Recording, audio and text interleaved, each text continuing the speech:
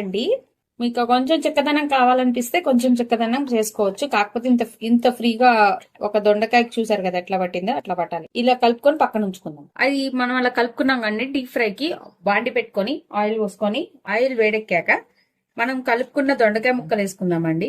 ఇదిగోండి చూడండి, మంచిగా దొండకాయ ముక్కలన్నీ పట్టేసినాయి. ఇట్లా వేసుకోవాలి. చూసారు కదా, ఇదిగోండి దొండకాయ ఇంకా కొంచెం వేగాలండి. వేగనిచ్చుకుందాం. చూడండి, దొండకాయలు ఇలా ఫ్రై అయిపోవాలండి మొత్తం కూడా. ఇప్పుడు మనము తీసేసుకుందాం దొండకాయలు. బాండి తీసుకొని ఆయిల్ పోసుకోండి. కర్రీకి సరిపడా ఆయిల్ పోసుకోండి. తాలింపు గింజలు, పచ్చిపప్పు, కొంచెం కరివేపాకు గోల్చెడ్ వచ్చేదాకా వేగనివ్వండి. ఇప్పుడు శనక్కాయ గుళ్ళు పోసుకోండి. ఇదిగోండి ఇట్లా 2 చిన్న ఉల్లిపాయలు దంచేసుకోవాలి. వేసుకొని ఉల్లిపాయలు వేసుకోండి, పచ్చిమిర్చి ఒకసారి మంచిగా కలుపుకోండి. మనం తీసుకున్న